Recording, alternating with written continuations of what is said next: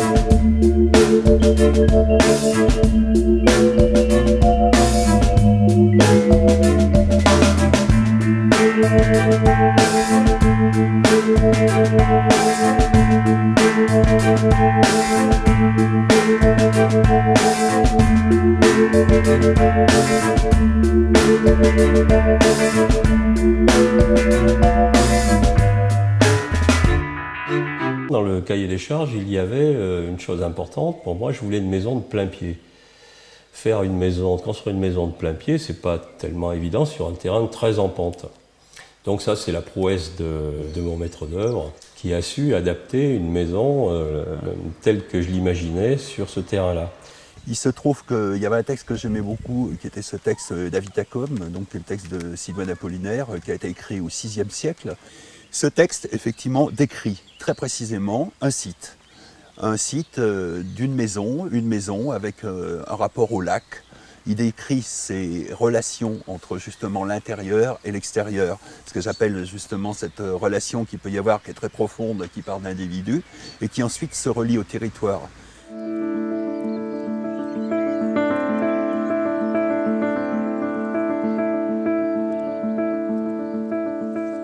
Ce séjour nous permet de vivre entièrement avec les saisons. Et aussi bizarre que ça puisse paraître ou paradoxal, au bout d'une année, la saison préférée serait presque la saison d'hiver. Parce que c'est magnifique, avec le lac gelé, avec les arbres givrés, la neige, un peu de neige quand même.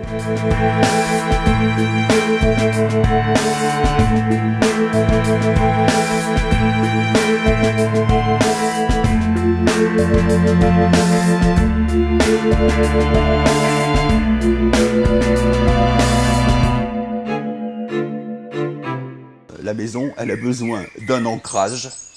Son ancrage, c'est effectivement quelque chose de massif, de stonien, qui est inscrit dans la pierre, accroché dans la pierre, elle est en béton. Et puis cette partie du moi, de l'être profond, c'est celle qui vole un peu dans l'espace, c'est celle qui est un petit peu de la dimension du rêve, elle est métallique, elle est en verre, elle est portée par des pilotis, tout simplement. Elle n'est pas immédiatement lisible dans le paysage, mais en même temps, quand elle est là, elle donne une mesure.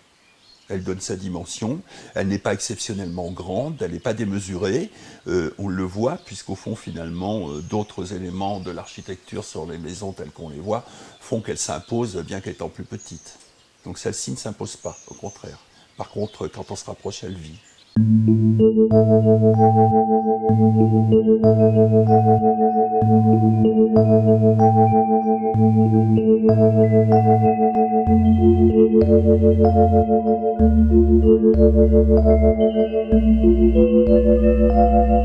Comme maître d'ouvrage, j'ai peut-être pas été toujours très agréable parce que j'étais omniprésent.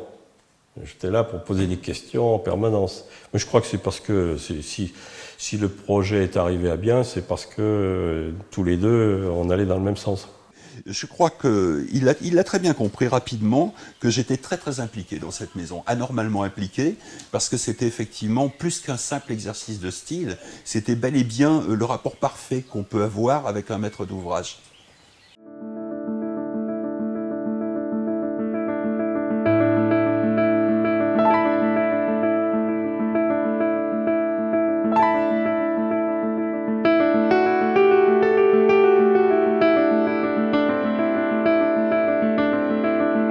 Si l'architecte était un musicien, il aurait composé avec les 4 saisons de Vivaldi, je pense.